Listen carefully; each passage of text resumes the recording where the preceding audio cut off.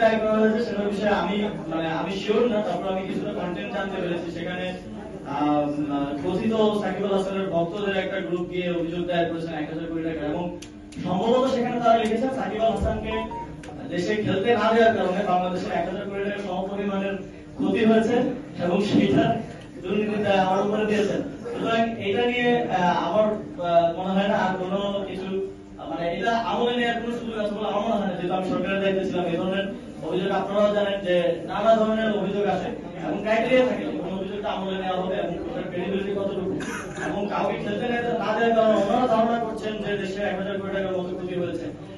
সেটা কিভাবে আবার দুর্নীতি হয়, আবার সেটা নিয়ে গণমাধ্যমে এক ধরনের দেখলাম যে আসিফ মোহাম্মদের বিরুদ্ধে 1000 কোটি টাকার দুর্নীতির অভিযোগ, এই ধরনের একটা শিরোনাম হয়।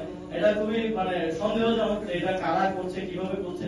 এবং আমার আপনাদের প্রতি আহ্বান থাকবে, আপনারা তো মাঠ পর্যায়ে কাজ করেন, বিশেষ করে আপনাদের হাউসে যারা নীতি নির্ধারক আছেন তাদের প্রতি আহ্বান থাকবে, সংবাদপত্রের স্বাধীনতার জন্য আমরা সবসময় কথা বলেছি, কিন্তু একই সাথে সংবাদপত্রকে দায়িত্বশীল হতে হবে। একটা নিউজ করার ক্ষেত্রে সেটার ক্রেডিবিলিটি কতটুকু আছে এবং সেটাতে দুই পক্ষের কথাই শোনা হচ্ছে কিনা, এই বিষয়গুলো নিশ্চিত করা প্রয়োজন। আমরা যখন দেখি আমাদের যারা ফ্রিল্যান্সার ফ্যাক্ট চেকাররা আছেন, তারা সমানে সংবাদ মাধ্যমের বিরুদ্ধে কথা বলতে বাধ্য হন যে সংবাদ মাধ্যমের এই নিউজগুলোর কোনো ক্রেডিবিলিটি নেই, হাওয়া থেকে বা